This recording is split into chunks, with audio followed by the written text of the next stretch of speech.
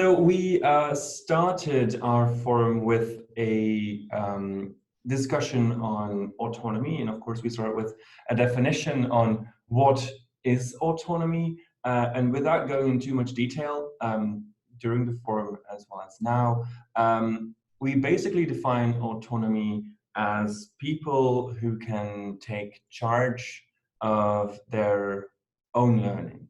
It's characterized by this readiness to be an active participant within your own learning trajectory. And that, of course, implies that you can work by yourself, but also in collaboration with others, so that you're an independent learner as well as a collaborative one.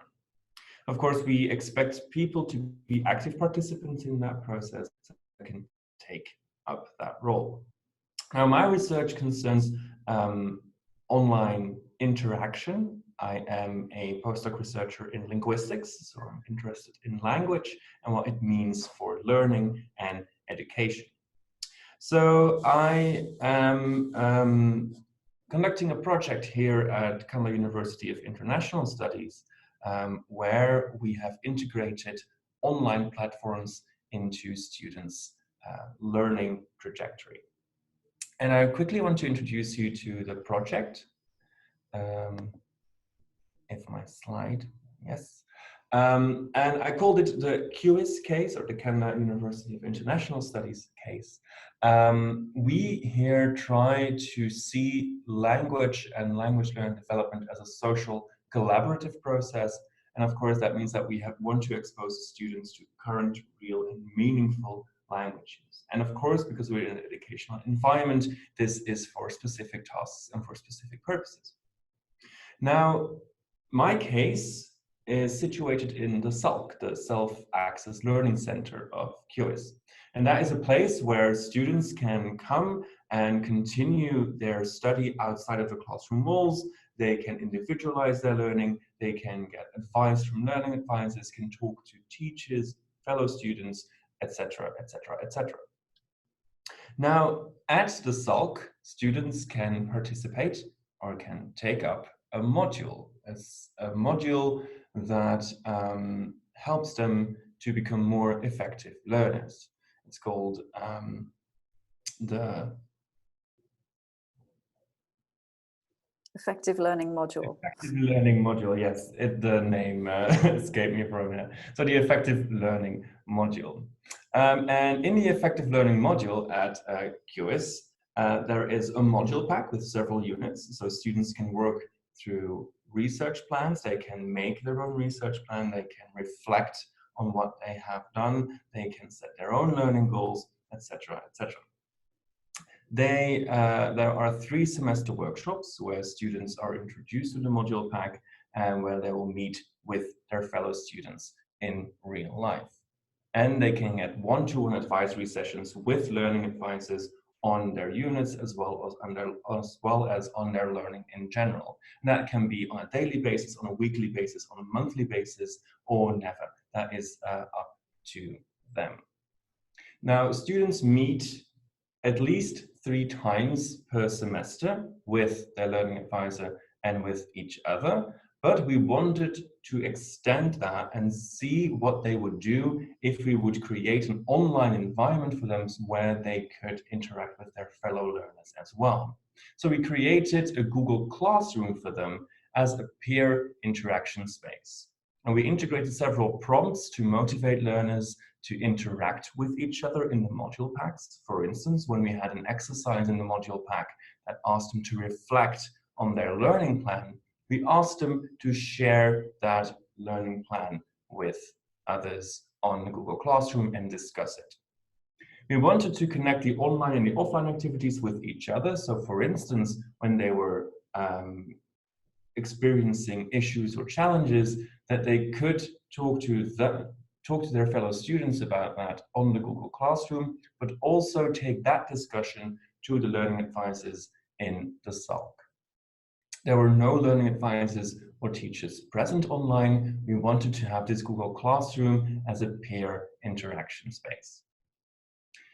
There were participants, of course, 192 of them, and we had 4 different Google Classrooms depending on the language major that the students were taking. There were 703 posts on the Google Classrooms by those 192 students. Now, during the forum, I gave some examples of what students were talking about, and I condensed that into one slide now. If you are interested in these examples, you can also have a look at the full presentation and the full PowerPoint on the website. But what did students talk about in this Google Classroom? They were sharing a lot of resources.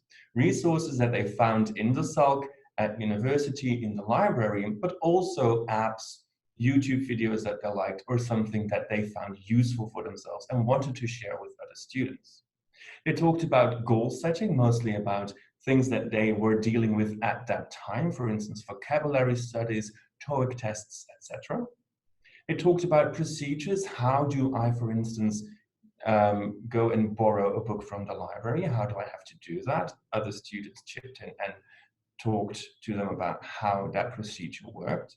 They talked about deadlines. They shared their likes and dislikes of being at the university, of following the majors that they followed.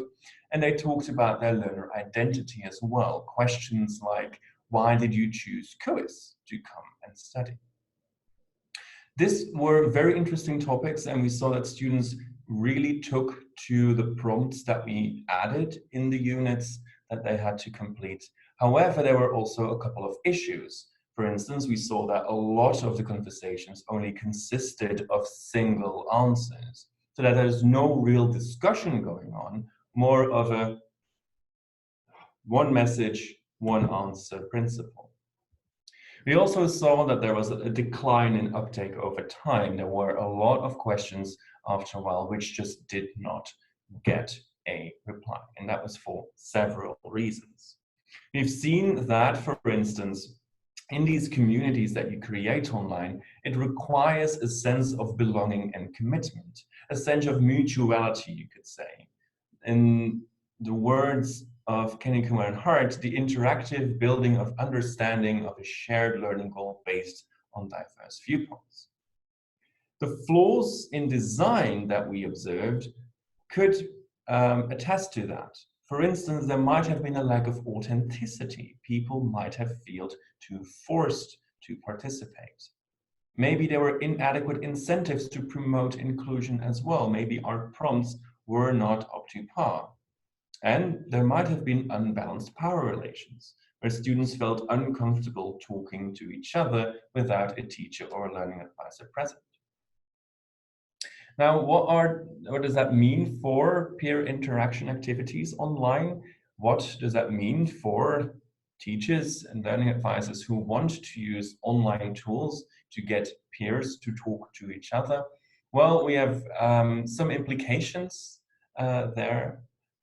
Always, when you are designing an online space to let students talk to each other, always have a clear purpose in mind. It should have one platform and one defined purpose. For instance, don't mix a peer interaction space with an online learning management system. Because if you're going to combine the two, a group where you want students to talk freely and a group where you want teachers to disseminate materials, and you're going to throw it all together, it's going to be a very, very confusing experience for students. So keep one platform and one very clearly defined purpose.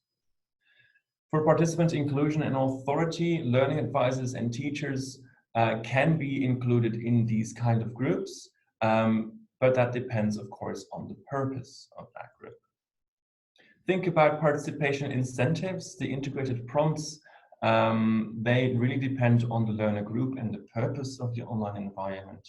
Think about the design of activities, value individual contributions, but mind aspects of bidirectionality, something that we saw in our group was not always there.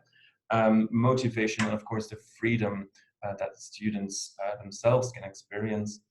And think about your participant profiles, group sizes, language proficiency, pragmatic awareness, digital literacy, and of course their level of autonomy. And from my research, these are 5 takeaway key elements that I would like to share with you today. Thank you very much.